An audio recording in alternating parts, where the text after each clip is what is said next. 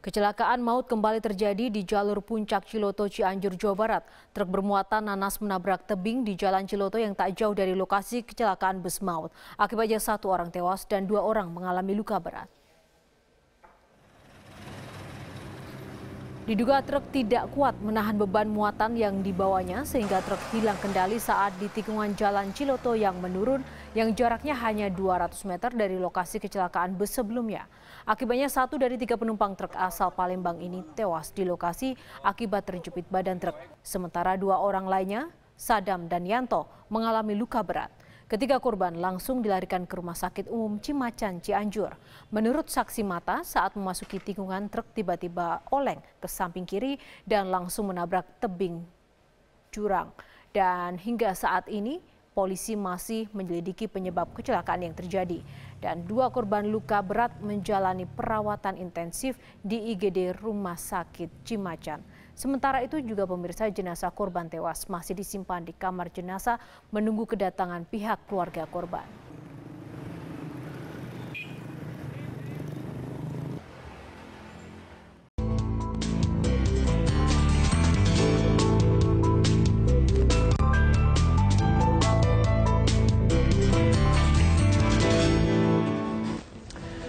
Halo pemirsa, senang sekali program Hot Ekonomi kembali menyapa Anda pada hari ini. Program yang akan mengupas isu-isu menarik dan terhangat mengenai ekonomi Indonesia. Bersama saya Kevin Egan, inilah Hot Ekonomi.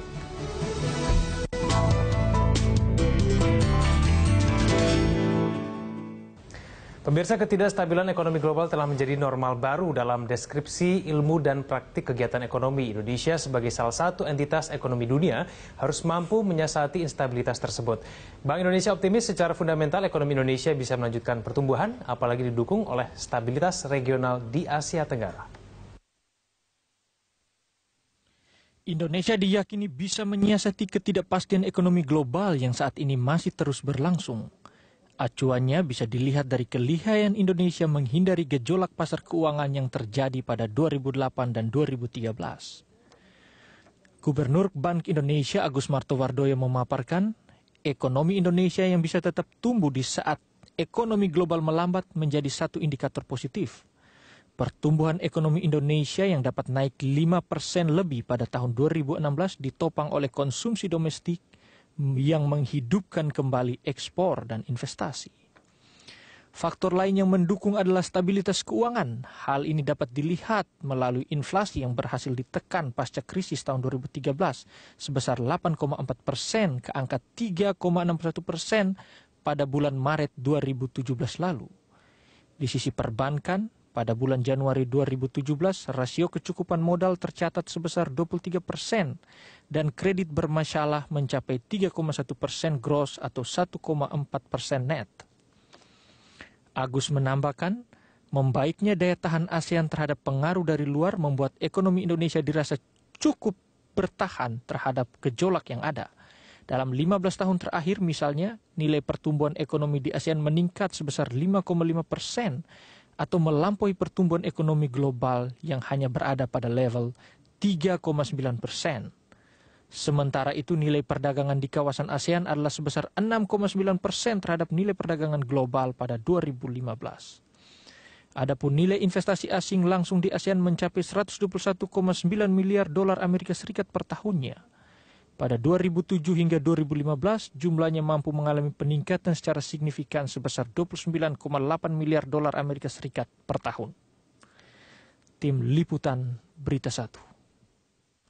Ketidakpastian ekonomi global menjadi fenomena yang tidak bisa dihindari, terutama setelah Amerika Serikat serius menerapkan kebijakan proteksionisme. Selain itu, sejumlah sentimen lain seperti jelang pemilihan presiden di beberapa negara di Eropa dan wilayah semenanjung Korea yang terus memanas.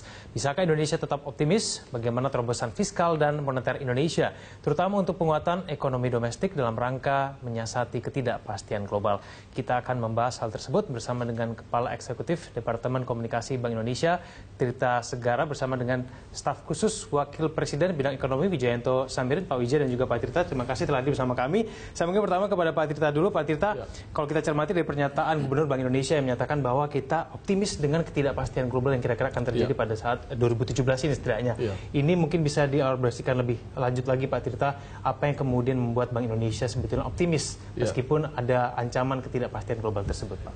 Ya, optimisme ini sebetulnya kita bukan hal yang dadakan ya, tapi kan kita sudah ketidakpastian global itu sudah kita identifikasi sejak beberapa waktu yang lalu, sehingga kita siap-siapnya itu juga sudah beberapa waktu yang lalu, bukan sekarang-sekarang aja dadakan. Jadi optimisme itu bisa kita lihat dari beberapa indikator ekonomi makro ya, seperti pertumbuhan kita masih tetap kita harapkan antara 5,0 sampai 5,4% untuk tahun 2017 ini. Yang tahun-tahun sebelumnya juga masih cukup tinggi dibandingkan dengan negara-negara di dunia yang lain. Apalagi negara-negara maju yang pertumbuhannya itu masih relatif sangat rendah. Jepang itu hanya 0,5%. Kemudian negara-negara di ASEAN lainnya memang masih tumbuh positif, bagus. Hanya negara-negara kecil saja yang tumbuhnya tinggi. Tapi kalau di antara G20, Indonesia itu tingkat pertumbuhannya ranking 3 setelah India dan Cina. Itu Indonesia 5,2% itu masih cukup tinggi dibandingkan dengan yang lain. Kemudian indikator yang lain, inflasi kita terkendali, 2 tahun terakhir inflasinya rendah. Meskipun tahun ini ada ancaman inflasi bisa lebih dari 4%, tapi itu kan kita koordinasikan dengan baik dengan pemerintah ya untuk supply-nya. Kemudian untuk administered prices-nya juga timingnya kapan pemerintah kalau ingin menaikkan timingnya untuk harga barang-barang yang diatur pemerintah atau yang administered prices tadi. Kemudian juga dari sisi eksternal, current account deficit juga terkendali masih hanya sekitar 2% defisitnya dibandingkan dengan 2-3 tahun yang lalu yang bisa mencapai 4%. Bahkan kalau 2 bulan terakhir neraca perdagangan kita kan surplus.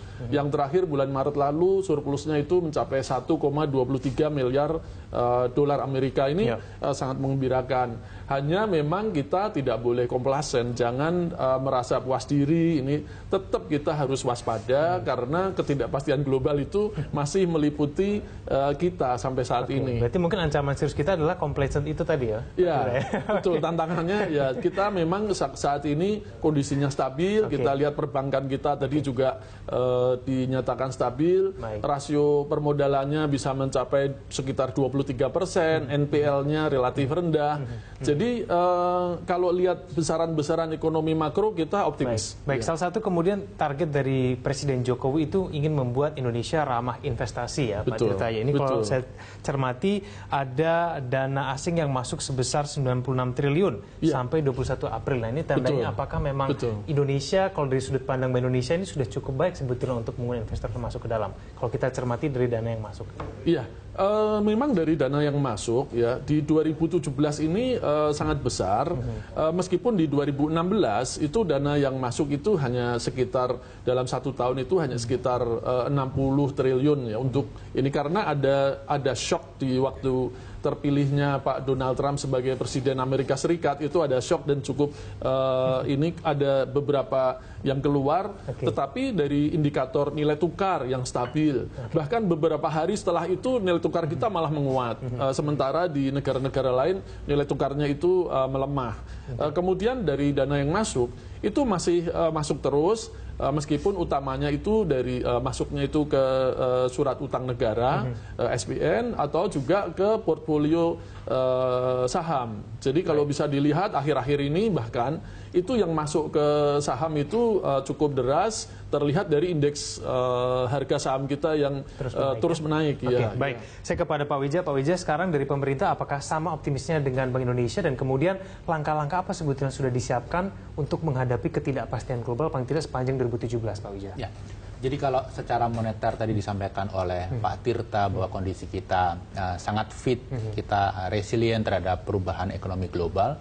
Yang menjadi tantangan pemerintah sekarang adalah mengkonversi stabilitas moneter itu menjadi pertumbuhan ekonomi yang tinggi. Kalau kita berbicara target pertumbuhan ekonomi 5%, rasanya tidak perlu terlalu moyo. Tetapi kita lihat juga bahwa Pak Jokowi mencanangkan tahun 2018 pertumbuhan ekonomi 5,6%. Artinya kita harus bekerja keras mengefektifkan setiap peluang dikonversi menjadi pertumbuhan. Misalnya terkait dengan fiskal, anggaran pemerintah. Bagaimana supaya peran anggaran pemerintah ini, spending pemerintah terhadap pertumbuhan itu optimal. Bagaimana mengefisienkan penerimaan pajak, kemudian bagaimana mengefisienkan alokasi ke tempat-tempat yang produktif, kemudian yang ketiga, setelah dialokasikan dengan baik, bagaimana diimplementasikan secara efisien, governance yang bagus. Ini merupakan area yang sekarang menjadi fokus pemerintah. Terkait pertumbuhan ekonomi juga, bagaimana upaya pemerintah untuk menarik dana asing masuk supaya likuiditas keuangan kita itu baik sehingga suku bunga bisa dijaga tingkatnya tidak terlalu tinggi. Ini juga merupakan sesuatu yang sedang dilaksanakan. Dalam konteks ini upaya untuk mendorong supaya Indonesia masuk dalam investment grade itu sesuatu yang sangat strategik.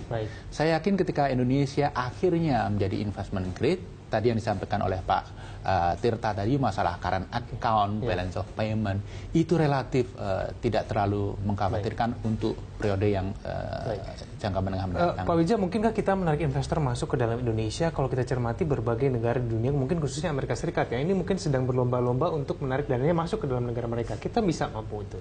Saya yakin bisa, karena begini, apapun situasinya, Indonesia itu menjanjikan potensi pertumbuhan yang luar biasa ke depan. Faktanya, kalau kita berbicara FDI saja, tahun lalu kita mencapai rekor FDI tertinggi dalam sejarah Indonesia. Itu terjadi di era di mana ekonomi global sedang tidak stabil. Era di mana kita di dalam negeri sedang melakukan konsolidasi. Itu pun kita berhasil menarik FDI yang sedemikian besar. Jauh lebih tinggi daripada Malaysia, jauh lebih tinggi daripada Filipina dan negara sekitar. Ya, memang kita masih kalah dibandingkan Singapura. Tapi ini menunjukkan potensi kita yang luar biasa, dan ini dilihat oleh mereka yang ada di luar. Kita tidak perlu khawatir dengan kebijakan Donald Trump, kita tidak perlu khawatir dengan pemilihan presiden beberapa Eropa, itu tidak akan banyak berpengaruh? Jadi begini, berbagai dinamika yang terjadi di Amerika dan di Eropa tentunya ada dampak bagi Indonesia. Tetapi seperti yang kita dengar dari Pak Tirta tadi, BI, OJK, LPS dan lain sebagainya sudah melakukan berbagai upaya untuk menstabilkan kondisi keuangan kita. Nah, kita lihat ekonomi Indonesia ini kan dari sisi ukuran sangat besar.